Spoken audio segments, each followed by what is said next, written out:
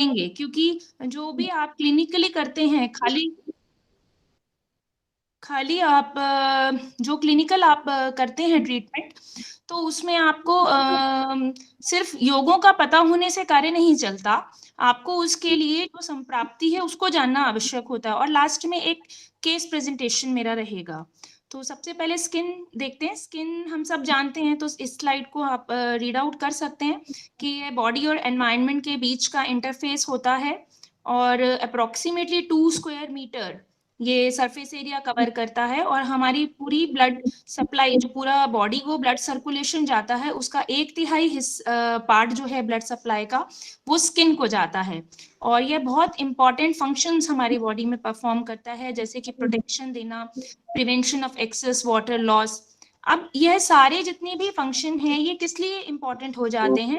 क्योंकि यदि other organs of elimination, जैसे कि किडनीज हैं, कोलोन है, वो अगर इफेक्टिवली कार्य नहीं करते जितना कि उन्हें करना चाहिए, तो वेराइटी ऑफ स्किन डिजीजेस आपको हो सकते हैं, क्योंकि आपकी बॉडी निरंतर जो टॉक्सिन्स हैं उनको स्किन के पोर्स के थ्रू बाहर पुश आउट करने की चेष्टा करती रहती है। तो इसलिए ये जो एक संप्राप्ति रहेगी, या जो स्किन डिजीजेस हैं, उनमें बाकी ऑर्गन्स का भी ठीक से कार्य करना एफिशिएंट माना जाता है। एज पर आयुर्वेदा इसकी क्या परिभाषा रहेगी? तो स्किन को हम पंच ज्ञानेंद्रियों में लेते हैं, जिनमें स्पर्शन इंद्रिय सबसे इंपॉर्टेंट कॉग्निटिव ऑर्गन माना गया है, जो स्किन है। और आयुर्वेद में इसके लिए त्वक और चर्म शब्द का प्रयोग आया है। इसकी डेफिनेशन अगर हम सोचें आयुर्वेद के अकॉर्डिंग, तो वो होगी कि कोई भी ऐसी बॉडी सब्सटेंस जो इंटरनल हमारे सभी टिश्यूज को कवर करे, रस रक्त मांस समेत सभी धातुओं को जो कवर करे, उसे हम त्वक या चर्म या स्किन कहेंगे। रचना शरीर ऑफ त्वक अगर हम देखें, तो आचार्य सुश्रुत ने जो फॉर्मेशन ऑफ त्वक है, वो मेटाबॉलिज्म ऑफ शुक्र शोणित में के समय से ही, मतलब गर्भाशय में during the course of fetal development मान लिया है। जिस तरह से डॉक्टर साहब 1 मिनट, दिख रही है स्क्रीन? हाँ मैम, दिख रही है मैम। ओके जी, ओके, थैंक यू जी, थैंक यू। मैम थोड़ा आगे कर दीजिए। आप है ना नेक्स्ट स्लाइड बोलिएगा, मैं नेक्स्ट कर दूंगी, है ना? जी मैम, धन्यवाद मैम। आप थर्ड स्लाइड कर दीजिए, रचना शरीर ऑफ त्वक। जी जी जी। तो हम बात करते हैं आचार्य सुश्रुत की। आचार्य सुश्रुत ने इसे गर्भाशय के दौरान ही, जब फीटल डेवलपमेंट स्टार्ट होती है, उस समय ही इसकी फॉर्मेशन को माना है। जबकि आचार्य चरक ने इसे एक मातृज भाव के रूप में माना है, कि यह एक मैटरनल फैक्टर है, जो 1 ऑफ द 6 भाव माने गए हैं उनमें से एक भाव है। और साथ ही आचार्य चरक ने इसे मांस की उपधातु के रूप में भी माना है। आचार्य वाग्भट इसके बारे में कहते हैं कि इसका जो फॉर्मेशन है, वो मेटाबॉलिज्म ऑफ रक्त धातु से होता है। जब रक्त धातु अपनी ही रक्ताग्नि के द्वारा पचित होता है, तब स्किन की फॉर्मेशन होती है। इसके अलावा रचना शरीर में, मैम नेक्स्ट स्लाइड, पंचभौतिक कॉन्स्टिट्यूशन हमें त्वचा का देखने को मिलता है, कि पांचों मैम नेक्स्ट स्लाइड।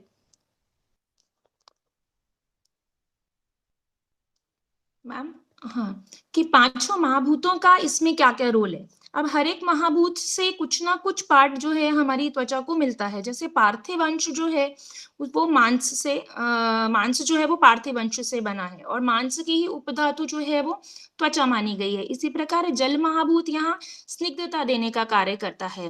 वर्ण या जो त्वचा का प्रभा है, वो अग्नि महाभूत से आती है। जो टेक्टाइल पार्ट है, वो वायु से हमें मिलता है। और जो पोर्स हैं जिनसे कि स्वेट का सिक्रीशन होगा, वो आकाश महाभूत से एट्रीब्यूटेड है। Next slide ma'am.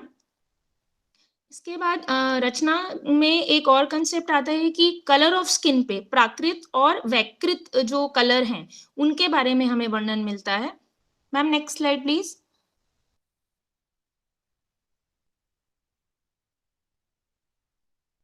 हर महाभूत जो है वह कुछ उनका कॉम्बिनेशन जो है रिस्पॉन्सिबल होता है कुछ प्राकृतिक वर्णों के लिए। क्लिनिकली इसकी इंपॉर्टेंस रहती है, जहां पर यदि वर्ण जो है वो विकृत हो जाते हैं, तो एक एक कुष्ठ में जो है विकृत वर्णों का वर्णन आता है। वो आगे हम देखेंगे कि किस प्रकार यह रोल प्ले करता है। फिर physiological aspect, ma'am please change the slide. Ma'am next slide please. Physiological aspect अगर हम देखें तो जितने भी दोष धातु मल हैं सभी का त्वचा के साथ एक रिलेशन रहता है। और वात के यदि हम स्थान वात की बात करें तो वात का जो स्थान है एज अ होल वो स्पर्शन इंद्रिय को माना गया है। क्लिनिकली अभ्यंग वगैरह जितने भी आप इस तरह के प्रोसीजर करते हैं तो वह वात को शमन करने के लिए ही करते हैं। इसी प्रकार पित्त दोष का भी स्वेद और लसिका की उत्पत्ति या स्पर्शन की क्रिया वह पित्त दोष से होती है और तर्पण कर्म तर्पक कफ से रिलेटेड है।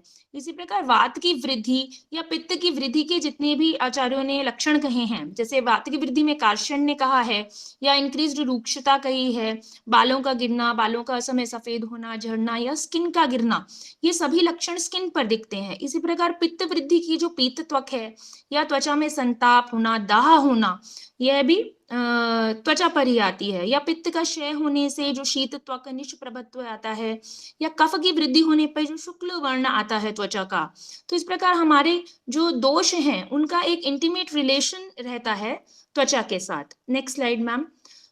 इसके बाद हम त्वचा का रिलेशन सप्त धातु के साथ ब्रीफ में देखेंगे कि रस धातु जो है वह हमारी त्वचा से किस प्रकार रिलेटेड है। रस धातु से हमें जल भाग मिलता है हमारी त्वचा को और यह बाह्य रोग मार्ग में भी मानी गई है। जितनी भी वेरिएशंस हमें रस धातु के दिखते हैं वो सभी पैथोलॉजीज, वो सभी वेरिएशन जो हैं वो हमें स्किन पर ही दिखते हैं। त्वक्सार पुरुष भी हमारा त्वचा से ही रिलेटेड है सारे उसके सिम्टम्स। रस क्षय में जो रूक्षता आती है, पारुष्य आता है, वह भी त्वचा पर ही दिखता है। इसी प्रकार रक्त धातु का तो डायरेक्ट रिलेशन है क्योंकि जितनी क्रियाएं इसके लिए की जाती हैं कुष्ठ से निवारण पाने के लिए, जो रक्त और पित्त दूषित होते हैं, कुष्ठ रक्त मोक्षण हुआ, विरेचन हुआ, वो सब रक्त शुद्धि के ही होते हैं। इसी प्रकार रक्त प्रदूषित जो विकारों का वर्णन किया है विविध शिल्पीय अध्याय में, जहाँ रक्त प्रदूषित विकार बताए हैं वो विसर्प, कुष्ठ, व्यंग सभी त्वचा के ही विकार हैं। और नॉर्मल यदि वह रहते हैं तो त्वचा का जो है एक वर्ण और ये है नरिशमेंट वो मिलता रहता है। इसी प्रकार अन्य धातुओं को भी हम समझ सकते हैं। मांस धातु मस्कुलर कॉम्पोनेंट है, मेद धातु से स्निग्धता मिलती है, स्वेद मेद का मल है, अस्थि धातु है, वह भी केशलोम नख अस्थि पर ही अस्थि के जो है फॉर्मेशन वह स्किन पर होते हैं। मज्जा धातु भी स्निग्धता देती है और शुक्र धातु प्रोलिफरेशन और रीजेनरेशन के लिए रिस्पॉन्सिबल होती है। तो इस प्रकार हमने देखा कि मलों का भी यदि उत्सर्जन ठीक प्रकार से होता है तो त्वचा की प्रभा कांति है बनी रहती है। तो एक फिजियोलॉजिकल जो एस्पेक्ट है स्किन का उसको थोड़ा सा कंपाइल करने की कोशिश की है। तो फिर हम आते हैं त्वचा की जो लेयर्स बताई गई हैं। तो जितनी भी संहिताएं हैं अपार्ट फ्रॉम आचार्य चरक, इन्होंने सभी ने एक भाव से 7 लेयर्स जो हैं इनकी मानी है त्वचा की। आचार्य सुश्रुत ने तो वह भी बताया कि कितनी कितनी डेप्थ रहेगी इनकी बृहदारण्य के हिसाब से। और सबने डिजीजेस मेंशन किए हैं कि त्वचा की हर लेयर में जब दोष जाकर के बैठेगा तो वह पर्टिकुलर कौन से रोग को उत्पन्न करेगा। तो वो जो डिजीजेस हैं वो अकॉर्डिंग टू सुश्रुत संहिता, अष्टांग हृदय, भाव प्रकाश और शारंधर ये हैं। और नेक्स्ट स्लाइड में जो एज पर आचार्य चरक उन्होंने जो डिजीजेस माने हैं पहली दूसरी छोड़ करके, जो तीसरी चौथी पांचवी छठी लेयर हैं जिनका नामकरण नहीं करा, उसमें जो जो कुष्ठ के प्रकार उत्पन्न होते हैं उनका वर्णन किया गया है। इसके उपरांत हम डायरेक्टली अब स्किन डिजीजेस पर आते हैं। तो जो कुष्ठ वर्ड है वह आयुर्वेद में जनरली मैंने बताया जैसे हर प्रकार की जो त्वचा में किसी भी प्रकार की जो विकृति होगी उसके लिए कुष्ठ वर्ड यूज किया गया है। और कुष्ठ एक त्रिदोषज व्याधि के रूप में माना है। हम आगे देखेंगे निदान स्थान में बहुत क्लियरली मेंशन्ड है कि यह कभी भी एक सिंगल दोष से उत्पन्न नहीं होता। तो एक त्रिदोषज व्याधि है, बाह्य रोग मार्ग में होने वाली व्याधि है। यह एक महागद क्लासिक्स में कहा गया है इसको क्योंकि ये दुर्विघ्नीय है, सुदुस्तर है, दारुण स्वभाव का है। तो एक ये महागद के रूप में व्याधि के रूप में इसका वर्णन आया है। इसके अलावा दीर्घ रोगों में अग्रेय इसको माना गया है। जो यज्ञ पुरुषनी अध्याय में आप देखेंगे तो जितने भी दीर्घ काल तक बाधित करने वाले रोग हैं उनमें जो सर्वप्रथम है, जो अग्रेय है, वह कुष्ठ माना गया है। और संप्राप्ति में हम अभी आगे एक श्लोक डिस्कस करेंगे। संप्राप्ति की जहां बात करते हैं तो इसकी संप्राप्ति में जो सप्त द्रव्य है उनका मेन इंपॉर्टेंस रहता है। वह सप्त द्रव्य आपके त्रिदोष, 3 दोष और 4 धातुएं त्वक, रक्त, मांस और लसिका रहती हैं। और सबसे पहले यही दूषित होंगे और फिर यह बाकी धातुओं को या बॉडी को दूषित करेंगे। शास्त्र में जो इसकी निरूक्ति आती है वह कुछ निष्कर्षण और कतः प्रत्यय से आती है, कि जिसका अर्थ है कि डिफॉर्म करना या डिस्ट्रॉय करना, जिसका उद्देश्य ही शरीर को डिस्ट्रॉय करना या डिफॉर्म करना है। और व्याख्या में कुष्णतिक वायु इति कुष्ठम, जो कि बॉडी को डिसफिगर कर दे, उसकी नॉर्मल जो फिगर है वो किसी तरह डिसेंबल हो जाए, तो यह उसकी व्याख्या बताई है। अब आते हैं डायरेक्ट हम कुष्ठ निदान पे। तो ये सभी रेफरेंसेस जो हैं ये कुष्ठ निदान के बताए गए हैं आगे। सबसे पहले इसको क्लब करने की कोशिश की है 5 में मैंने आहारज निदान, जो है फूड रिलेटेड जितने भी फैक्टर्स सभी संहिताओं में बताए गए हैं।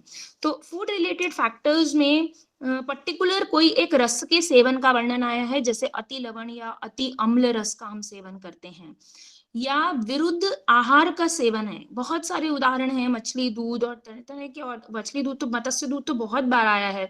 तो विरुद्ध आहार से भी जो है कुष्ठ की उत्पत्ति होती है। जब मत्स्य दूध को ही लें हम, तो दोनों ही मधुर रस, मधुर विपाकी और महाअभिषेदी हैं। तो यह 3 बलवान समान गुण हैं इनमें, और एक जो है इनमें बलवान विरुद्ध गुण रहता है, कि मत्स्य जो है वह उष्णवीर्य है और दूध जो है वह शीतवीर्य है। तो परस्पर इनको खाने से शरीर की धातुओं के ये विरुद्ध हो जाते हैं। तो इस प्रकार के कोई भी जो आहार रहेंगे जो अपने बलवान समान और बलवान विरुद्ध गुणों से शरीर की धातुओं को दूषित करेंगे जाकर, तो ऐसे सभी आहार जो है वो कुष्ठ के निदान माने जाते हैं। इसके अलावा गुरु अन्नपान या स्निग्ध अन्नपान यदि हम करते हैं, या द्रव अन्नपान करते हैं, या नव अन्न या स्नेह का अति सेवन करते हैं, तो वह डायरेक्टली कफ का प्रकोप करने वाले होते हैं, मतलब स्वतंत्र रूप से ये कफ का प्रकोप कर देंगे। फिर मिथ्या आहार या असात्म्य आहार लेते हैं, अजीर्ण आहार लेते हैं, अहित अशन करते हैं, तो यह परतंत्र रूप से त्रिदोष दुष्टि करते हैं, ये प्रतंत्र रूप से दोषों को कुपित करते हैं। तो इस प्रकार के आहारों का जो है अल्टीमेटली ये इनका जो उद्देश्य रहता है, ये अग्नि का वैषम्य करना रहता है, या अग्नि को मांद्य करते हैं ये, और रस रक्त दुष्टि करते हैं। दूसरा जो निदान है वह है विहारज निदान। विहारज निदान में ऐसे सभी रेजिमेन आते हैं जो कि हैबिट से इन्वॉल्व हैं हमारे। जैसे कि हम बहुत क्लासिक उदाहरण आता है उसमें कि संतर्पण और अपतर्पण जन्य आहार जो है साइमल्टेनियसली लेने की जिनकी हैबिट होती है, एक के बाद एक। जैसे कि आपने हैवी फूड खाया और उसके बाद हैवी वर्कआउट कर लिया जिम में जाकर, या फास्टिंग करी और उसके बाद बहुत ही न्यूट्रिशियस और हैवी डाइट ले ली, तो एक अपतर्पण हुआ और फिर एक संतर्पण हुआ, या एक संतर्पण हुआ, एक अपतर्पण हुआ और साइमल्टेनियस हुआ, तो यह विहारज निदान बनकर एक कारण बनता है।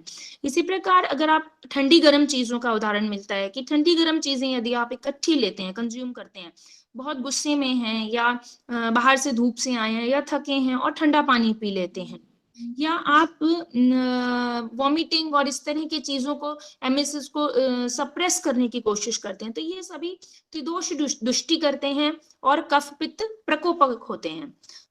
इसके बाद पंचकर्म अपचारज हेतु आते हैं। यदि पंचकर्म के बाद जो संसर्जन क्रम निर्धारित बताया गया उसकी अवमानना होती है तो वह भी कुष्ठ का निदान है। फिर विशेष हेतु आते हैं इनमें, जैसे कि ऋषि मुनि या आप्त पुरुषों का जो है उनको किसी प्रकार से ऑफेंड करना, तो वह विशेष हेतु माना गया है। और सहज निदान में तो जितनी भी कुलज हैं, बीज बीज भाग अवयव दुष्टि, जहां पर शुक्र और शोणित की दुष्टि होती है, वह कारण जो है वह कुष्ठ का निदान माना गया है। Next slide ma'am. अब हम देखेंगे जो क्लासिकल इसके उदाहरण मिलते हैं। पहला है सन्निकृष्ट निदान। तो सन्निकृष्ट निदान में जो नेक्स्ट स्लाइड मैम एक बार दिखा दीजिएगा, जो श्लोक है चरक निदान स्थान का जो तृतीय श्लोक है, सप्त द्रव्याणि कुष्ठाम, जो सन्निकृष्ट निदान है वह इनके सप्त द्रव्य हैं। सप्त द्रव्य मीन्स जो 7 द्रव्य हैं वे कुष्ठ का निदान माने गए हैं। 7 द्रव्य कौन से? 7 द्रव्य में आपके 3 दोष हो गए और 4 दूष्य हो गई। 4 दूष्य में आपके त्वक, मांस, रक्त और लसिका माना गया है। सप्त द्रव्याणि कुष्ठानाम प्रकृति विकृतिम अपनी, तो कुष्ठ नामक विकृति के, प्रकृति यहाँ अर्थ आया है कारण के लिए, कुष्ठ नामक विकृति के ये 7 द्रव्य कारण बनते हैं। तो सर्वप्रथम इन कारणों का दूषित होना बहुत जरूरी है। यदि यह अपने अपने स्व हेतु से या परतंत्र हेतु से दूषित होते हैं, चाहे कैसे भी हों, बट ये हेतु से दूषित दोषों की विकृति होगी और वह आगे धातुओं को विकृत करेंगे, तभी जो है कुष्ठ की उत्पत्ति होगी। तो ये सन्निकृष्ट कारण इसका माना गया है। और सबसे पहले 7 विकृत होंगे और यदि इनकी चिकित्सा न की गई तो यह धीरे धीरे क्रमशः बाकी धातुओं में भी फैल जाएंगे। मैम पहले वाली स्लाइड दिखा दीजिए एक बार। फिर है विप्रकृष्ट कारण। विप्रकृष्ट कारण में बाकी अदर फैक्टर्स जो कि दोष दूषित इस समूर्छना को सपोर्ट करते हैं, ऐसे सभी फैक्टर्स, देश हैं, काल हैं, वो सब विप्रकृष्ट में आएंगे। फिर है कि इसको हम आदिबल प्रवृत्त व्याधि भी कंसिडर करते हैं। सुश्रुत सूत्र स्थान में यह वर्णन आया है। आदिबल प्रवृत्त का जो श्लोक आता है, आदिबल प्रवृत्ता शुक्र शोणित दोष अन्वया वाला, कुष्ठ प्रवृत्ता की है मातृज और पितृज दोनों से, यदि दोनों में से किसी के भी, यदि शुक्र के अंदर दोष जाकर के बैठा है और वह कर रहा है विकृति, या शोणित के अंदर दोष जाके बैठा है और वह विकृति कर रहा है, तो यह आदिबल उसी समय से ही, गर्भ की उत्पत्ति के समय से ही जो है कुष्ठ की उत्पत्ति करेगा। तो ये हेरिडिटरी में आया। फिर है पूर्व जन्मकृत कर्म, जो सुश्रुत निदान स्थान में आता है कि एक श्लोक आता है कि म्रियते यदि कुष्ठेन पुनर्जाते अपगच्छति, कि यदि कोई रोगी कुष्ठ रोग के कारण मृत्यु को प्राप्त होता है तो पुनर्जन्म में भी उसको कुष्ठ रोग होता है। इसलिए कुष्ठ रोग से वे कहते हैं कि अधिक दुखदायी तो कोई रोग नहीं होता, कि मरने के बाद भी यह आपका पीछा नहीं छोड़ेगा और पुनर्जन्म में भी यह आपको पीड़ित करेगा। इसके उपरांत इसको एक उपसर्गज व्याधि, जो हम बहुत ही कॉमन सा श्लोक है, प्रसंगात गात्र संस्पर्शाद वाला, कि बहुत आप उसके संसर्ग में, यदि कुष्ठ रोगी के संसर्ग में आप रहते हैं, उसका खाना छूना पहनना, तो सभी उन सब से जो है ये फिर कांटेक्ट से स्प्रेड हो जाएगा। तो ये एक इन्फेक्शियस डिजीज शास्त्र में माना गया है। अब हम डायरेक्ट आते हैं इसके कितने प्रकार हैं उसके लिए। जो एक श्लोक है ये बहुत ही इंपॉर्टेंट श्लोक है निदान स्थान का, न किंचित अस्ति कुष्ठम एक दोष प्रकोप निमित्तम, कि कुष्ठ जो है यह कभी भी एक दोष के प्रकोप से नहीं होता, एक दोष इसका निमित्त नहीं बनता। सभी कुष्ठों में अस्ति तो खलु समान प्रकृति नाम अपि कुष्ठनम, सभी कुष्ठों में ये 7 घटक तो समान है। कौन से 7 घटक? 3 दोष और 4 दोषे, परंतु फिर भी दोष अंशांश विकल्प, परंतु फिर भी दोषों की अंश विकल्पना से, अंशांश विकल्पना का अर्थ है कि जैसे वात अपने दोषों से कुपित हुआ, हमें पता है वात कुपित है, बट वात का कौन सा गुण बड़ा है? वात अपने रूक्ष गुण से बड़ा हुआ है या लघु गुण से बड़ा है, या पित्त है वह अपने उष्ण गुण से या स्निग्ध गुण से बड़ा है, तो वह दोषों की अंशांश कल्पना है।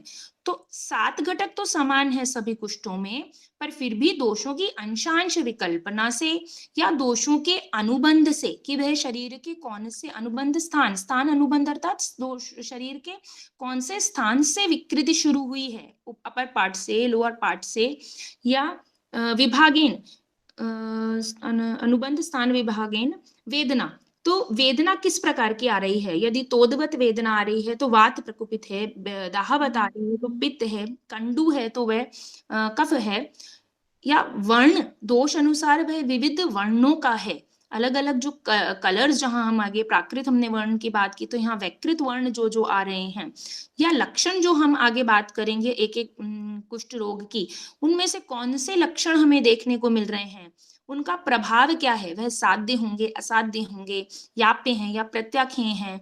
नाम अर्थात शास्त्र अनुसार जो नामकरण उनका दिया है ऋषियों ने, चिकित्सिता जो उनकी चिकित्सा विशेष की गई है। तो इस प्रकार 7 घटक समान होने के बाद भी सभी कुष्ठ जो हैं वो असंख्य हो जाते हैं, वह सप्तविध, अष्टविध या फिर अपरिसंख्येय हो जाते हैं। बट यहाँ पर शास्त्र में जो है उन्होंने इस सब का विचार, अधिकता का विचार करते हुए विशेषता जो है सप्तविध कुष्ठों का ही उपदेश किया है। तो यह निदान स्थान का श्लोक था जो बहुत ही इंपॉर्टेंट है, क्योंकि आगे सभी कुष्ठों को इसी बेसिस पर जो है उसके लक्षण बताए गए हैं। आगे हम क्लासिफिकेशन जो है ये आप देख लीजिएगा, चरक सुश्रुत सब ने जो अलग अलग माने उन्हें कंपाइल करा है, और शूद्र कुष्ठों का भी क्लासिफिकेशन है। क्लासिफिकेशन जो एज पर प्रेडोमिनेंस है कि कौन कौन से कुष्ठ में कौन कौन से दोष जो हैं वो प्रेडोमिनेंट रहेंगे। आते हैं डायरेक्टली सिम्टम्स ऑफ कपाल कुष्ठ पे। तो कपाल कुष्ठ के हमें क्या क्या लक्षण देखने को मिलते हैं। कपाल कुष्ठ जो है वह स्पर्श में रूक्ष और परुष होता है। आप फिगर भी देख सकते हैं, रूक्ष और परुष होता है। Ma'am please change the slides. Ma'am next slide ma'am, next ma'am, हाँ मैम नेक्स्ट दिखा दीजिए पिक। कपाल कुष्ठ स्पर्श में रूक्ष होता है, परुष होता है, इसका वर्ण अरुण होता है। यह विषम विस्तृत, इसके बारे में वर्ड आया, विषम विस्तृत होता है। विषम विस्तृत मीन्स यह टेढ़ा मेढ़ा उत्पन्न हुआ होता है, स्ट्रक्चर्ड नहीं होता कि कैसे भी यहाँ वहां फैला हुआ होगा। खर पर्यंत होता है। इसकी आउटर लाइनिंग आप यहाँ फिगर में भी देख रहे हैं, आउटर लाइनिंग भी रफ और उभरी हुई है। यहाँ संवेदना नष्ट होती है। यदि कोई लोम भी उत्पन्न होगा तो वो हमेशा हर्षित लोमांच, ऐसा वर्ड आता है कि रोमांचित अवस्था में रहेगा।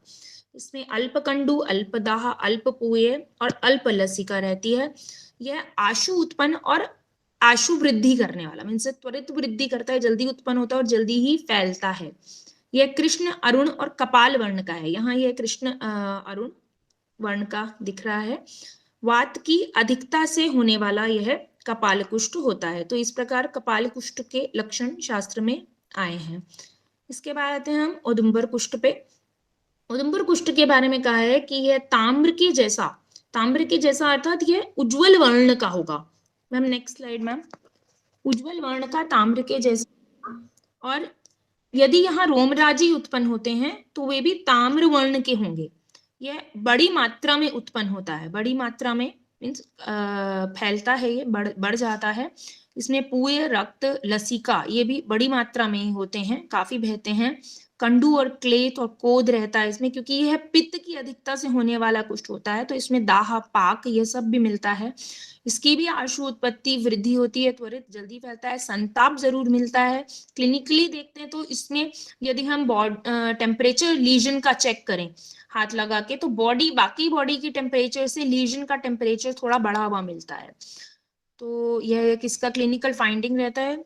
नेक्स्ट मैम, मंडल कुष्ठ। मंडल कुष्ठ स्पर्श में, ये इसकी पिक आपने देखी मैम, इससे बिफोर वाली पिक, हाँ जी। तो ये उदुम्बर के फल में देखे आपने, इसी प्रकार के ऐसे छोटे छोटे से जो है अंदर बीज की तरह ही ऐसे छोटे छोटे से पिप्यूल्स देखने को मिलते हैं। देन मंडल कुष्ठ। मंडल कुष्ठ में स्पर्श में या स्निग्ध है, गुरु है, इसकी व्याप्ति बड़ी है, मीन्स बड़ा है ये।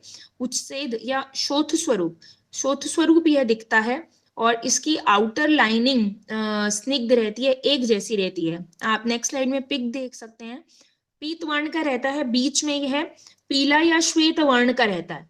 अगर यहाँ बाल है तो वह भी श्वेत वर्ण के दिखेंगे, और इसमें से पिछल स्राव आता है। क्लेद, कंडू, कृमि भी इसमें यदि ये बढ़ जाए इसमें हो जाते हैं। गति इसकी मंद रहती है, त्वरित नहीं फैलता। इसकी जो एक क्लिनिकल सिग्निफिकेंस रहती है कि इसमें मंडल आकार रहते हैं, सर्कुलर से आकार रहते हैं, और इसका डिफरेंशियल डायग्नोसिस जो है वो दद्रु के साथ होता है।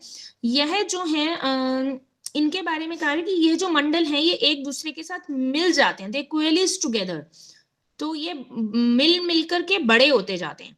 जबकि दद्रु कुष्ठ में दूर्वा आकृति का वर्णन आता है कि दूर्वा, जैसे दूर्वा होता है एक जगह से स्टार्ट होता है और फिर बढ़ता है, तो वो दद्रु कुष्ठ जो है एक जगह उसका ओरिजिन साइट रहेगी और फिर वो फैलेगा। जबकि इसमें छोटे छोटे ऐसे मंडल आपको देखने को मिलेंगे, सर्कुलर पैचेस, और फिर ये सर्कुलर पैचेस एक दूसरे के साथ मिल करके इसकी व्याप्ति बड़ी कर देते हैं। फिर है ऋष्यजिह्वे, ये क्लिनिकली बहुत कम देखने को मिलता है। ऋष्य नाम का जो हिरण है एक, उसकी जिह्वा के जैसा, कलर जैसा यह कुष्ठ दिखाई देता है। वात और पित्त से यह उत्पन्न है। स्पर्श में परुष है, अरुण वर्ण का है। आउटर लाइनिंग इसकी अंतर्वक्री रहती है, ठीक है, और श्याव वर्ण का यह रहता है। तो विकृत जो वर्णों का जो सिग्निफिकेंस है वो यहाँ आ रहा है। तो प्राकृत आपको पता होंगे तो आप विकृत पहचान लेंगे। अंदर का वर्ण इसका नीला, पीला या ताम्र वर्ण का आप देख रहे हैं पिक्चर में। उत्पत्ति वृद्धि इसकी भी त्वरित है। कृमि भी अल्प मात्रा में है, इसमें बहुत ज्यादा नहीं है, बट इसमें वेदना जो है बहुत ज्यादा दाहवत, तोदनवत, भेदनवत वेदना है, और बहुत मात्रा में वेदना मिलती है। ऐसा लगता है जैसे कोई कांटे चुभा रहा है, ऐसी वेदना होती है।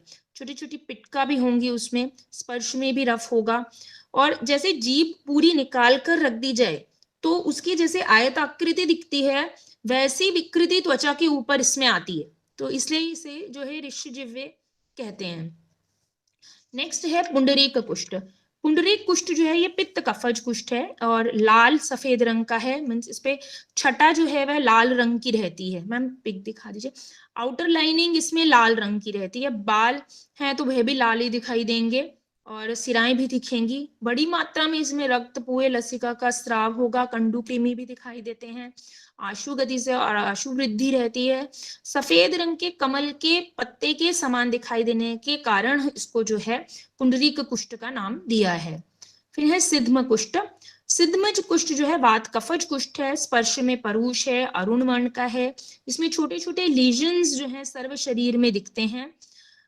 जो वर्ड है एक विशीर्ण बहितुनुनी, विशीर्ण बहितुनुनी मीन्स छोटे छोटे लीजन पूरी बॉडी पर फैले हुए हैं। इसमें लाल रंग का, पीले रंग का दिखता है और विविध प्रकार की इसमें, मैम नेक्स्ट स्लाइड दे, सिद्धम कुष्ठ की विविध प्रकार की वेदना इसमें होती है पर अल्प वेदना होती है, धीरे धीरे यह उत्पन्न होगा और अलाबू पुष्प जैसा व्हाइट कलर का उसके जैसा ये दिखाई देता है। इसमें क्लिनिकली इंपॉर्टेंट क्या है कि जब इसको घिसते हैं तो रज के समान इसमें से जो है विमुंचन होता है, निकलता है, धूली निकलती है।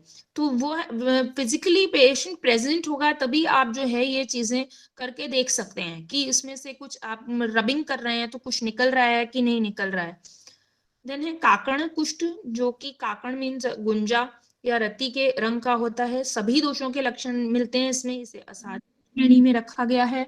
पीड़ा बहुत होती है इसमें और ये त्रिदोषों की अधिकता के कारण होता है। अब शूद्र कुष्ठ जल्दी से देख लेते हैं एक बार। शूद्र कुष्ठ में सबसे पहले एक कुष्ठ है, तो एक कुष्ठ में अस्वेदन महावस्तु मत्स्य शक्लोपम अस्वेदन। तो इसका क्लिनिकल हम कैसे जज करते हैं कि टिश्यू पेपर टेस्ट करा जाता है, इसके लिए बंद कमरे में पेशेंट को बिठाया जाता है, टिश्यू दिया जाता है, लीजन पे रखता है। यदि बाकी जगह उसको स्वेद उत्पत्ति हो रही है पर यहाँ नहीं हो रही है तो इसका मतलब अस्वेदनम है, एक कुष्ठ है। और इसके जो लीजन है इनमें देखने में कहीं पे भी बीच में नॉर्मल स्किन नहीं दिखती है। वात और कफ का डोमिनेंस रहता है इसमें। और यह पहली पिक्चर मछली के स्केल्स की है और दूसरी इससे रिजेम्बलेंस करती हुई एक कुष्ठ की है। नेक्स्ट है चर्म कुष्ठ। चर्म कुष्ठ नाम से ही है कि बहुत ही मोटी चमड़ी, जो हाथी के जैसे हस्ती चर्मवत जिसमें चमड़ी होती है, खर स्पर्श रहता है। यहाँ भी पेशेंट को बुलाना बहुत इंपॉर्टेंट रहता है, फिजिकल प्रेजेंस, क्योंकि यहाँ स्किन लेयर्स यदि उतरती भी हैं तो उसके नीचे लीजन वैसा ही रहेगा, उसके नीचे का लीजन ना रेड होगा ना कोई और होगा, वो वैसे ही मोटा और खरस्पर्शी रहेगा।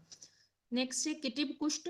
तो किटिब में जो डिफरेंशियल डायग्नोसिस इसका ड्राई विचर्चिका के साथ होता है, बट किटिब में जो मेन एक फीचर देखने को मिलता है कि ड्राइनेस बहुत ज्यादा रहती है, खरस्पर्शी रहेगा, परूष रहेगा, बहुत ज्यादा रूक्ष रहेगा। यह इसका एक मेन जो क्लिनिकल वो है वो रहेगी आपकी। नेक्स्ट है विपादिका। यह किटिब कुष्ठ का एक चित्र है, वो आप देख सकते हैं। देन नेक्स्ट है विपादिका। विपादिका में जो है हाथ और पैरों का फटना, पाणिपाद स्फुटनम, तीव्र वेदना रहती है। यह डिफरेंशियल डायग्नोसिस विपादिका का बनता है त्वचागत वात के साथ। त्वचागत वात में सिर्फ शीत ऋतु में हाथ पैर फटेंगे, बट यदि वह फटना पूरे all over the year continue रहता है या किसी भी ऋतु में एकदम से हाथ पैर ऐसे ज्यादा भयंकर फटने लगते हैं तो वह वैपादिका के अंडर आएगा। और इसमें कंडू वैसे कम रहता है पर आचार्य वाघभट्ट ने कंडू भी इसमें प्रधान माना है, तो वह भी निग्लेक्ट नहीं करना चाहिए। ये एक विपादिका का चित्र है।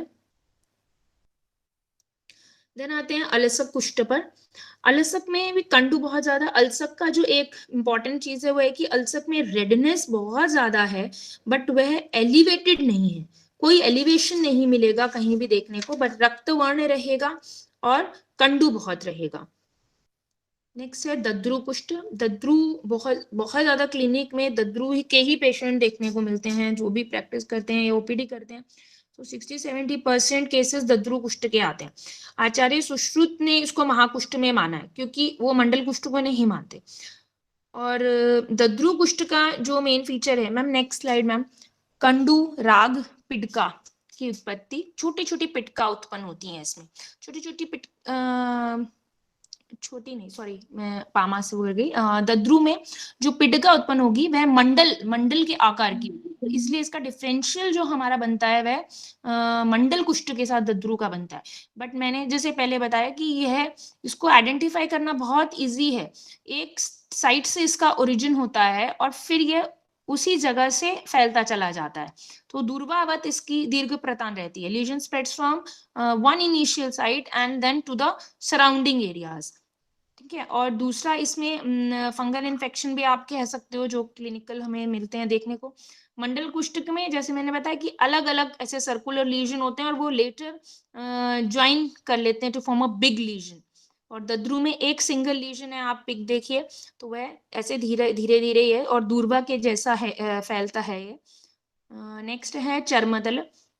चर्मदल में रक्त है, रक्त रेडनेस है, कंडू है, ब्लिस्टर बनेगा, वह ब्लिस्टर्स फटते हैं और फिर स्किन पील हो जाती है, दलन मिलता है इसमें, पीलिंग होगी और स्पर्श असहत्वम रहता है, बहुत ही ज्यादा उष्णता रहेगी, छूने में बहुत मुश्किल वो रहेगा, उसको टेंडर रहेगा। तो यह चर्मदल है। पाणीपाद में यह ज्यादा देखने को मिलता है। देन आता है सिम्टम्स ऑफ पामा कुष्ठ। पामा या कच्चू भी इसको कहा है, आचार्य चरक और वाग्भट ने पामा कहा है, आचार्य सुश्रुत और माधव निदान में कच्चू वर्ड आया है। पामा से हम जो आज की डेट में जो क्लिनिक में या ओपीडी में हमको केसेस मिलते हैं, स्केबीज को हम पामा से बहुत हद तक कोरिलेट कर सकते हैं। इन बिटवीन द फिंगर्स यह लीजन हमें ज्यादा देखने को मिलती है। यदि आप मैग्नीफाइंग ग्लास से देखें तो ये लीजन जो है इन बिटवीन द फिगर, आपको फिंगर्स ऐसे बरोज जैसे दिखेंगे, जैसे कि कोई टर्माइट या माइट उसके अंदर बैठा है और जहां जहां उसका पानी लगता जाएगा वहां वहां ये फैलता जाता है। और एक और इसकी क्लिनिकल इंपॉर्टेंस रहती है इसकी कि इसमें नाइट में बहुत सिवियर इचिंग रहती है। तो वहाँ आचार्यों ने भी इसे श्वेत अरुण श्याव वर्ण का वाला है। कंडू बहुत ज्यादा बोली है, इचिंग बहुत सिवियर होती है, छोटे छोटे पेप्यूल्स इसमें होते हैं और पेन होगी और न्यूमरस होंगे, छोटे छोटे बहुत सारे ऐसे फैले हुए दिखेंगे। तो इसकी खासकर इंटरडिजिटल पूछिए, हाथों के फिंगर्स में उत्पन्न हो रहा है कि नहीं। नेक्स्ट है विस्फोटक, बहुत ही बढ़िया है ये, और मेरा जो केस प्रेजेंटेशन है वो इसी पर ही रहेगा, विस्फोटक पर। श्वेत अरुण श्याव वर्ण के इसमें ब्लिस्टर्स होते हैं। उन ब्लिस्टर्स पर जो त्वचा रहती है वो बहुत तनु रहती है, बहुत पतली रहती है, और कभी कभी क्या होता है कि यह त्वचा फट जाती है अब तनु होने के कारण, और अंदर से जो स्राव निकलता है वह स्राव वाटरी भी हो सकता है, वह स्राव ब्लड ऊजिंग भी हो सकता है। तो विस्फोटक को हम आगे देखेंगे, ये एक पिक है, देख लीजिए। नेक्स्ट है शतारू। शतारू में मल्टीपल ब्रॉड बेस्ड अल्सरेशंस रहती हैं, और अल्सरेटिव लीजन्स जो हैं वो स्पेशली जॉइंट्स पर देखने को मिलते हैं शतारू के। इसी को ही एक सिमिलर कंडीशन आचार्य सुश्रुत ने आगे जो आएगी फिगर वो है वो स्थूल अरुष्क, वो इससे मिलती जुलती है शतारू से। इंस्टेड ऑफ शतारू उन्होंने स्थूल अरुष्क लिया है, और सिम्टम्स दोनों में दाह, अर्ती, क्लेद वो सेम ही है। नेक्स्ट है विचर्चिका। विचर्चिका जो आज की डेट में क्लिनिकली मिलती है पिक्चर एक्जिमा से आप समझ सकते हो, एक्जिमा जैसा बहुस्राव, क्योंकि तीनों दोष इन्वॉल्वमेंट है, बहुस्राव होता है। कई बार पेशेंट आता है तो बहुत सारे मेडिसिन स्टेरॉइड्स वगैरह लेकर आता है, स्राव नहीं मिलता देखने को। तो ऐसे में हिस्ट्री बहुत इंपॉर्टेंट होती है, सभी स्किन डिजीजेस में फिजिकल प्रेजेंस में बार बार बोलूं बहुत इंपॉर्टेंट होती है। तो ये उससे पूछें यदि किसी क्वेश्चन पहले होता था, वह बोलेगा कि यस, तो आप विचर्चिका के डायग्नोस पर पहुंचेंगे। और बायोलेट्रिकल ये सिमेट्रिकल देखने को मिलता है, एक पैर में है तो दूसरे पैर में भी यह देखने को मिलेगा।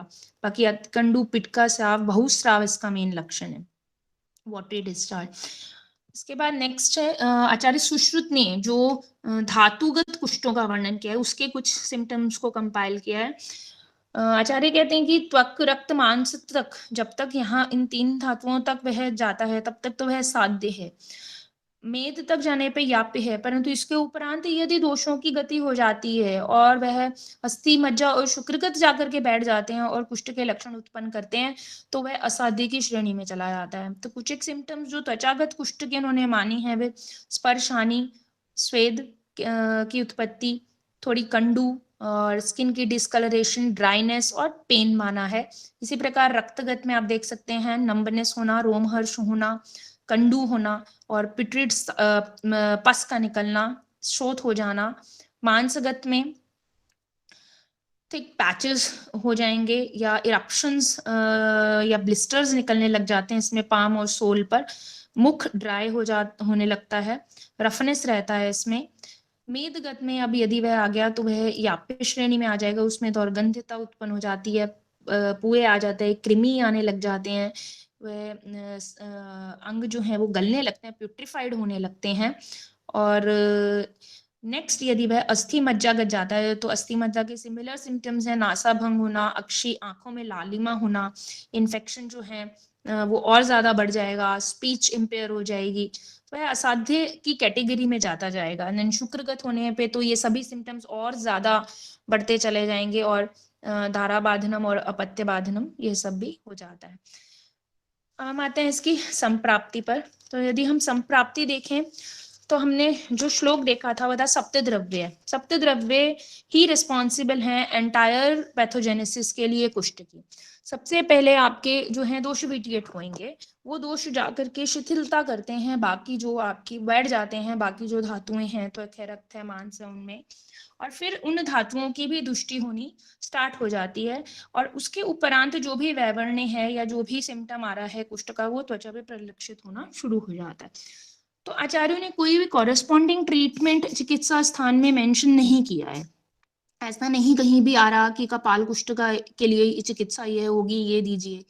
तो जो मोस्ट एसेंशियल हमारा डायग्नोस्टिक क्राइटेरिया रहता है वो रहता है इन इवेंट्स को, संप्राप्ति के इवेंट्स को आइडेंटिफाई करना, इनको समझना। अगर हम इनको संप्राप्ति घटकों को समझते हैं तो हम पेशेंट को असेस कर सकते हैं इन घटकों के अकॉर्डिंग, और फिर जो भी पैथोलॉजी होती है उसको रिवर्स किया जा सकता है अकॉर्डिंग टू द रिक्वायरमेंट। जैसे मैं समझाऊं तो यदि आप इस बात से एग्री करते हैं कि दोषा ही सर्वेषां रोगाणाम एक कारणम, जो वाग्भट जी का कथन है कि सभी रोगों का एक ही कारण है, जितने भी निज रोग उत्पन्न होंगे वे उनमें एक ही कारण होगा उसकी उत्पत्ति का, वो होगा दोष, दोष वैषम्य। और दोष वैषम्य का क्या कारण है? दोष वैषम्य के वो कारण है जो हमने पहले वर्णन किए थे, आहार और विहार। इनका एक ही हेतु है, आहार विहार। तो सर्वप्रथम आपको देखना है कि जो भी पेशेंट आया है वो किस प्रकार का आहार या विहार ले रहा है जिसकी वजह से वो दोष कुपित हुए हैं, और जो आपको हेतु वहां मिला कि इस कारण से यह कुपित हुए थे, ठीक है, फिर आप उसके उपरांत उसके लक्षण देखेंगे कि यह जितने मैंने लक्षण अभी वर्णन किए कि ये कौन से लक्षणों को दिखा रहा है। यदि यह अरुण और कृष्ण वर्ण का है तो वात है, पीत वर्ण का आ रहा है पित्त है, शुक्ल वर्ण का आ रहा है कफ है। तो इस प्रकार आपका एक प्राथमिक निदान तैयार हो जाएगा कि कौन सा दोष यहाँ विटिएट हो रहा है। इसके अलावा आप प्रैक्टिस करते रहेंगे तो अंशात्मक विचार भी इसमें करेंगे। अंशात्मक विचार में जैसे बताया था अंशांश कल्पना कि वात तुष्टि मुझे दिख रही है, बट वात तुष्टि में ये वात के कौन से गुण से कुपित हो रहा है, रुक्ष गुण से कुपित हो रहा है, उसके लघु गुण से कुपित हो रहा है, वह एक आगे का और डिटेल्ड एनालिसिस रहेगा। तो प्राथमिक निदान आपने एक बार कर लिया। दूसरी चीज इसमें रहती है कि आपने यह देखना है कि हाँ दोष स्वतंत्र रूप से प्रकोपित हो रहे हैं या परतंत्र रूप से प्रकोपित हो रहे हैं। यदि बात अपने रूक्ष आदि गुणों से प्रकोपित हो रहा है, आप ऐसा आहार ले रहे हैं जिसमें श्लेष्म की आग्नेय चीजों की कोई स्थान ही नहीं है, जिसमें सिर्फ आप जो है ड्राई फूड ले रहे हैं बहुत ज्यादा ना, आप रूक्षता करने वाला आहार ले रहे हैं, तो वहां बात अपने रूक्ष आदि गुणों से कुपित होगा और वह एक स्वतंत्र रूप से प्रकोपित है, ऐसा मानते हैं कि वहां इसकी स्वतंत्र प्रकोपित हुई है। परंतु यदि यही दोष आम प्रदोष से प्रकोपित होते हैं या संतर्पण जन्य आहार से प्रकोपित होते हैं तो हम उसे परतंत्र प्रकोप कहते हैं। तो यह एक निर्धारण करना भी बहुत जरूरी है कि यहाँ दोष किस उससे प्रकोपित हुए। यदि अपने स्वतंत्र दोषों से प्रकोपित हुए हैं तो उसकी चिकित्सा आसान है कि आपने उसके अकॉर्डिंग आपने दोष की दे देनी है। लेकिन यदि आम दोष से प्रकोपित है या संतर्पण जन्य आहार से कुपित है तो आपको पहले आम दोष की चिकित्सा करनी पड़ेगी। तो आम प्रदोष जो हेतु और लक्षण अनुरूप आप देखेंगे तो आपको पता लग जाएगा कि ये किस उससे प्रकोपित है, संतर्पण है कि स्वतंत्र है कि परतंत्र है। जैसे आम दोष प्रदोष जन्य लूं मैं, तो यदि आप श्लेष्मल आहार लेते हैं जिसमें पार्थिव और आप्य अंश की अधिकता है, इसी का ही आप ज्यादा सेवन करते हैं, आप बारंबार श्लेष्मल आहार ही ले रहे हैं, अग्नि का विचार ना करते हुए खा रहे हैं, भूख नहीं लग रही, पुराना खाना नहीं पचा फिर भी खा रहे हैं, चेष्टा नहीं कर रहे और दिन में सो रहे हैं या लेट उठ रहे हैं, तो ये सभी जो है ये आम्ल प्रदोष करते हैं। यही स्थौल्य के भी उत्पत्ति करेंगे, जैसे रसनिमित्तम एव का है स्थौल्यम कार्श्यम, तो यही स्थौल्य का भी कारण बनते हैं और यही आगे चलकर प्रमेह और त्वक विकारों की भी उत्पत्ति करते हैं। अब इन्हें पहचानना कैसे है कि उनकी बॉडी में जो पेशेंट आया उसकी में आम के लक्षण है, यदि उसको अरुचि रहती है, हेवीनेस रहती है एब्डोमेन में, उसको लगता है मेरी बॉडी के अंदर कुछ टेम्परेचर है, कुछ जल जल रहा है, अंदर है कुछ गर्मी जैसा लगता है, तो डेफिनेटली उसको जो है आम उत्पत्ति हुई है। तो यहाँ जो हमारा जो ट्रीटमेंट रहेगा, सबसे पहले हम आम पाचक ड्रग्स उसको देंगे, जो भी प्रतिलोमता हुई है उसका अनुलोमन करेंगे और कोष्ठी लेवल के आम के साथ साथ धातु लेवल आमत्व को भी ध्यान में रख करके ट्रीटमेंट करेंगे। बहुत आसान है, विषम ज्वर में वर्णित है कई ड्रग्स, पटोल है, कलिंग है, सारिवा है, मुस्ता है, इस तरह की आप कोई भी ड्रग जो है वो सिलेक्ट करके या इन चारों का मिश्रण जो है आप इनको, पटोल आदि चूर्ण है, पटोल कलिंग आदि चूर्ण है, कलिंग आदि कषाय है, इस तरह के कोई भी आम पाचक दे करके एक स्टार्टिंग में स्रंसन करा दीजिए और उसके आम को निकाल दीजिए। उसके उपरांत आप जो बचा कुचा थोड़ा बहुत आम है उसके लिए आप मुलेठी, अभिपत्तिकर, पंचकोल अकॉर्डिंग टू जो भी दोष उसके ज्यादा बढ़े हुए हैं वो दे सकते हैं, और जो आपको बेस्ट हेतु और लक्षण देखते हुए ट्रीटमेंट लगता है कि यह अब स्किन के लिए काम करेगा, वो आप एडिशन उसमें दे दीजिए। तो इस प्रकार सोचते हुए यदि संप्राप्ति का विघटन करेंगे तो डेफिनेटली बहुत अच्छे रिजल्ट्स मिलते हैं, बशर्ते कि आप किसी का कॉपी कर लें या यह देखें कि ये कषाय वर्णित है तो मैं डायरेक्टली पेशेंट आया मुझे ये निम्बादी कषाय ही देना है और काम कर जाएगा, या मैंने गंधक रसायन दे दिया और काम करेगा, नहीं, आपको उसके पहले संप्राप्ति पे हेतु लक्षण सब देखते हुए आगे बढ़ना होता है। देन मेरे जो केस स्टडी है ये थोड़ा सा जल्दी ब्रीफ देख लेते हैं। केस स्टडी मेरे विस्फोट पर है और जो पेशेंट आया था उसे एपिडर्मोलाइसिस बुलोसा के नाम से उसे डायग्नोस किया गया था। वह 23 साल का था, है मतलब अभी 24 का है, मेल है, अनमैरिड है। उसका वेट जब वो मेरे पास आया था तो लेस देन 40 kgs था, और जब मैंने उसकी पिक्चर देखी जब वो आया और उसकी बॉडी पर हालांकि उसने मुझे पूरी बॉडी उस टाइम नहीं खोलकर पूरा दिखाया था, जो मुझे हैंड्स हैं वो दिखाए, थोड़ा सा पैर का एरिया दिखाया, गर्दन का दिखाया, उसमें छोटे छोटे ऐसे ब्लिस्टर्स फॉर्म हुए हुए थे, और उसने बताया कि उसमें से जब ये फटते हैं तो उसमें से ब्लड निकलता है, और यह उसको बहुत बहुत पिछले कई सालों से मतलब इससे ग्रसित था। इवन उसके पेरेंट्स से जब बात हुई तो उन्होंने बताया कि ये जब पैदा हुआ था उसके 1-2 साल बाद ही इसको ये इस तरह की दिक्कत होनी स्टार्ट हो गई थी। तो मेंटली बहुत डिप्रेस था, तो उस टाइम की पिक तो मैंने नहीं ली बिकॉज उस टाइम मुझे उसे कंसोल करना बहुत इंपॉर्टेंट था, और उसके साथ जो आए थे उनका ये कहना था कि आप बस ये बोल दीजिए कि यह ठीक हो जाएगा, that was what all they needed, कि उनको ये भी नहीं था कि ये क्योंकि ये इतना डिप्रेस्ड है कि ये ठीक नहीं होगा सुन के ये कुछ कर लेगा। तो बहुत सारे एलोपैथिक ट्रीटमेंट्स वो ले चुका था, स्टेरॉइड्स ले चुका था, और फिर वो हमारे पास एक नोन के थ्रू आया। तो मैंने उसको देखा तो मुझे ऐसा फील हुआ कि पित्त कफज प्रोडोमिनेंस तो है, और मुझे विस्फोटक के जैसा ही वो कुछ सिम्टम्स देखने को लगे। तो त्रिदोषज व्याधि और पित्त कफ प्रोडोमिनेंस को ध्यान में रखकर ही मैंने उसका ट्रीटमेंट स्टार्ट किया, और कोई ऐसी पास्ट उसकी फैमिली में कोई हिस्ट्री मुझे नहीं विशेष लगी, उसकी कोई और पास्ट इसके अलावा कुछ ऐसा नहीं था। खाने पीने में घर का ही खाते थे, कोई नॉनवेज भी नहीं खाते थे। Social status middle economic status, socio economic status था उनका, तो उस टाइम की नहीं थी, बट हाँ फर्स्ट ट्रीटमेंट के बाद कुछ इस तरह के ब्लिस्टर्स जो थे वो नहीं थे, ब्लिस्टर फट गए थे, फटकर इस तरह के जो हैं बुले फॉर्म हो गए थे, और ये इनमें से जब ये फटते थे तो खून निकलता था। तो इस तरह के ये शोल्डर एरिया के, हैंड के, लेग्स पे भी इसी तरह के ब्लिस्टर्स जो थे उसके पेशेंट के थे। तो पहले वीक में तो मैंने उसको कोष्ठ शुद्धि ही प्लान करी और बिल्कुल काष्ठ औषधियों पर ही रखा। तो क्योंकि मेरा यह मानना था कि पहले जितनी भी प्रतिलोमता और आम बना हुआ है उसको निवारण करूं, तो मैंने उसको कोष्ठ शुद्धि कराकर त्रिफला चूर्ण बहुत ही बेसिक से उससे करा, और ज्यादातर मेडिसिन कोटकल की थी। तो कैशोर गुग्गुल और आरोग्यवर्धिनी वटी जो उसमें नहीं अवेलेबल थी, तो वह उसको मैंने कहा था कोटकल की नहीं है तो बाहर से लीजिएगा। तो कैशोर गुग्गुल और आरोग्यवर्धिनी से स्टार्ट करा, क्योंकि कैशोर गुग्गुल पित्त शामक रहती है और आरोग्यवर्धिनी का अनुलोमन में अच्छा काम रहता है, धातु अग्नि मानदेय में अच्छा काम रहता है, तो इसलिए पहले अग्नि को ध्यान में रख करके स्टार्ट करा गया। फिर पुनर्नवाष्टक और निम्बादि कषाय का कॉम्बिनेशन आफ्टर मील्स दिया, क्योंकि पुनर्नवाष्टक भी श्रोतघ्न और श्रोतोशोधक माना जाता है, और निम्बादि कषाय सहस्त्र योग का योग है, इसमें निम्ब, अमृता, वासा, त्रिफला, वृहति, पटोल हैं। तो यहाँ पटोल आम पाचन है, व्रण रोपण भी करेगा, निम्ब कृमिघ्न दुष्टिहर, रक्त दुष्टिहर माना गया है। तो ये सब सोचते हुए इसका चयन किया गया। अविपत्तिकर चूर्ण पित्तरेचन कम करता है, और मैंने देखा है त्वग्गत रोगों में बहुत अच्छे रिजल्ट्स इसके रहते हैं, मुलेठी के अविपत्तिकर के। तो ये मैं एडिशन करती हूँ जनरली अपने केसेस में। लिव 52 देने का सिर्फ एक उद्देश्य था मेरा है कि वेट बहुत कम था, भूख नहीं लगती थी, तो मैंने इसको एडिशन करा। प्लस इसमें जो बाकी और ड्रग्स हैं वो भी हेल्प कहीं ना कहीं त्वचा में करते हैं। फिर उसके बाद जो ये पिक मैंने दिखाई है फर्स्ट ट्रीटमेंट के फर्स्ट विजिट के बाद की पिक थी एक्चुअली। पेशेंट को फिर थोड़ा रिलीफ था, ओल्ड ब्लिस्टर्स जो हैं वो हील हो गए थे, बट शोल्डर मेरे लिए लास्ट तक काफ़ी चैलेंजिंग बना रहा था। शोल्डर एरिया के ब्लिस्टर्स लास्ट तक हील होने में दिक्कत कर रहे थे।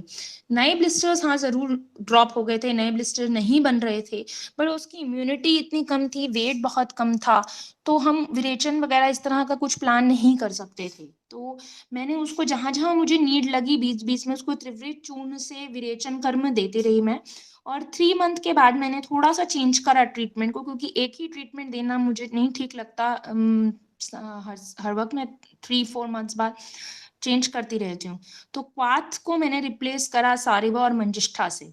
सारिवा क्योंकि रस रक्तगत उस आम पाचन का कार्य करता है। अब मैं जो है थोड़ा सा आगे बढ़ी आम अग्नि से, और धातुगत यदि मुझे लगा कि कुछ है तो वो धातुगत उस पर मैं एक्शन के लिए सारिवा को इंक्लूड किया, प्लस मंजिष्ठा को इंक्लूड किया। बाकी दोनों को आद बंद कर दिए, और मंजिष्ठा कफपित शामक है, ब्लड प्यूरिफायर है, तो उसको लिया।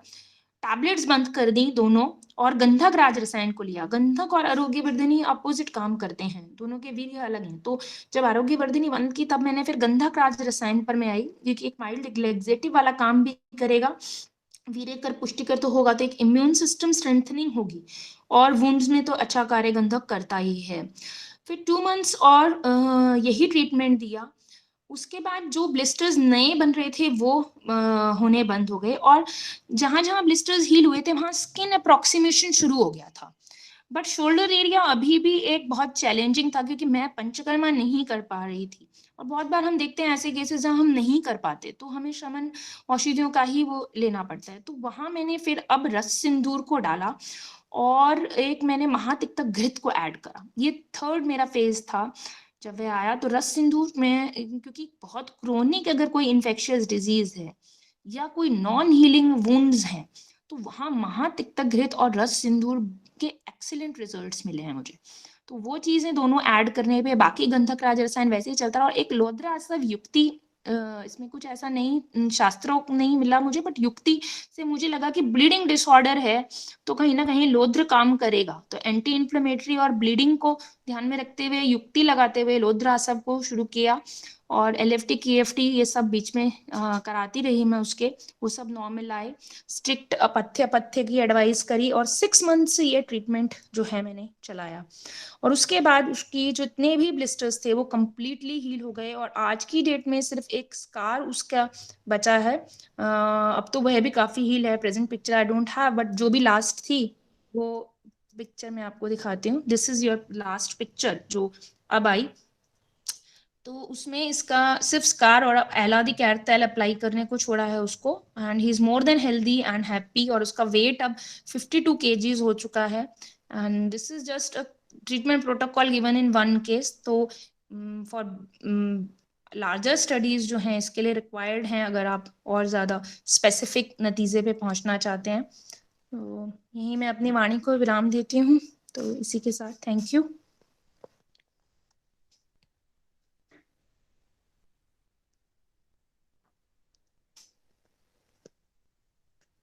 Ma'am I have finished ma'am. हाँ जी डॉक्टर साहब, बहुत ही बढ़िया प्रेजेंटेशन रही डॉक्टर साहब। बहुत सारे बच्चों को मैं आशा रखूं कि जो यूट्यूब चैनल के ऊपर भी अपना ये लेक्चर उपलब्ध रहेगा, तो आगे भी बहुत सारे स्टूडेंट्स उसका सुनकर अपना जो एक अर्थ बोध करने के लिए और क्लिनिकल अपनी साउंडनेस पैदा करने के लिए, बनाने के लिए अगर वो उपयोग करना चाहते हैं तो भी वो बहुत अच्छी तरह से उसका उपयोग कर सकते हैं। और धन्यवाद। आपने एक केस स्टडी भी साथ में लिया है, तो ये बहुत सारे स्टूडेंट्स का ये कहना रहता है कि एक केस स्टडी के माध्यम से हम एक पेशेंट की पूरी हिस्ट्री जब समझते हैं, तो वास्तव में वो हम जब दूसरा पेशेंट देखते हैं तो कहीं ना कहीं शुरुआत में कोरिलेशनशिप करके कि अच्छा उस पेशेंट में ऐसे किया तो यहाँ हमें ऐसे निर्णय लेना चाहिए। तो ऐसे प्रारंभिक जो बातें थी वो उसी से भी वहां से अपने उपस्थित रुग्ण के अनुसार वहां भी उनका एक अनुमान करने में उनको सहायता मिलेगी। तो आपने बहुत ही अच्छा प्रेजेंटेशन दिया है डॉक्टर साहब। विश्व आयुर्वेद परिषद की ओर से हम आपका हार्दिक धन्यवाद करते हैं कि आप आए और आपने हमें ज्ञान और समय दोनों का योगदान दिया है। और आज के व्याख्यान के लिए मैं वैद्य विरल भाई शाह का भी बहुत बहुत धन्यवाद करती हूँ कि आप ने यहाँ एक ड्रग को प्रेजेंटेशन में लेने का और अपना समय देने का, मैं जानती हूँ कि आप बहुत अच्छे चिकित्सक हैं, बहुत ज्यादा रुग्णों से घिरे रहते हैं और हमेशा कहीं ना कहीं एक तरफ से सेवा में लगे रहते हैं। उसके बावजूद भी आपने हमारे लिए समय निकाला और इमरजेंसी में भी आपने कुछ जगह हमारा ऐसे बिल्कुल साथ निभाया कि विरल भाई ऐसे करना है, तो वहां वो भी। और प्रत्येक व्याख्यान में भी आप जो एक औषध के बारे में बताते हैं, तो मैं समझती हूँ कि जैसे कुछ भी चीज जब हम छुरी का ऐसे नाइफ से कर्तन करते हैं तो हमें पता होना चाहिए कि वो कितनी पैनी है या ब्लंट है।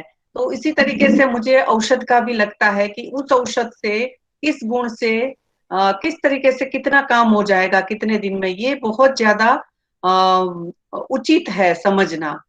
तो और प्रत्येक विद्यार्थी के लिए सेम चीज हम आहार के माध्यम से भी कर सकते हैं। तो आपने विश्व परिषद के इस प्लेटफॉर्म पे आकर बहुत सारे विद्यार्थियों का ज्ञान अर्जन करवाया और आगे भी आपने हमें सहमति दी है कि आप हमेशा हमें इसी तरीके से ज्ञान से लाभान्वित करते रहेंगे। तो डॉक्टर विरल भाई शाह, वैद्य विरल भाई शाह का भी मैं बहुत बहुत हार्दिक धन्यवाद करती हूँ, क्योंकि समय और ज्ञान का योगदान अमूल्य योगदान है।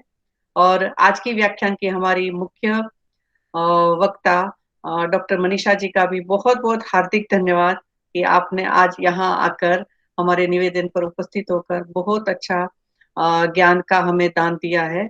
हम इसी तरीके से बहुत सारे स्टूडेंट से भी आशा करते हैं कि आप अपने अपने जीवन में आयुर्वेद की चिकित्सा करके बहुत सारे रुग्णों को, पेशेंट्स को लाभान्वित करेंगे और उस लाभान्वित होने के बाद वो एक जो आयुर्वेद की इमेज क्रिएट होगी कि किस तरीके से पूर्ण रूप से चिकित्सा आयुर्वेद में महर्षि चरक, महर्षि सुश्रुत और अनेक आचार्यों ने बताई है, जो हम पेशेंट्स को अवगत करवा सके। तो विश्व आयुर्वेद परिषद की ओर से आप सभी का बहुत बहुत हार्दिक धन्यवाद। डॉक्टर गीता मैडम का भी धन्यवाद और अन्य सभी महानुभावों का भी धन्यवाद। मोनालिसा जी का भी बहुत बहुत धन्यवाद। आप सभी हमेशा उत्साहवर्धन के लिए आप यहाँ आते हैं। और आज की व्याख्यान की कोऑर्डिनेटर डॉक्टर अवंतिका शेखावत का भी बहुत बहुत हार्दिक धन्यवाद कि बेटे आज ही सुबह मैंने आपसे बात की और आपने कहा जी मैडम मैं करूंगी कोऑर्डिनेट। तो इसी तरीके से बहुत सारे स्टूडेंट्स जुड़े और हम सभी मिलके आयुर्वेद की चिकित्सा को जन सामान्य तक सरलता से पहुंचाए। तो इसी बात को कहते हुए आज हम व्याख्यान के अंत में सभी एक साथ में शांति मंत्र बोलेंगे। ओम सर्वे भवन्तु सुखिनः, सर्वे सन्तु निरामया, सर्वे भद्राणि पश्यतु, मा कश्चित् दुःखभाग् भवेत्। ओम शांति शांति शांति। नमो नमः। सभी का हृदय से धन्यवाद, बहुत बहुत धन्यवाद। नमो नमः।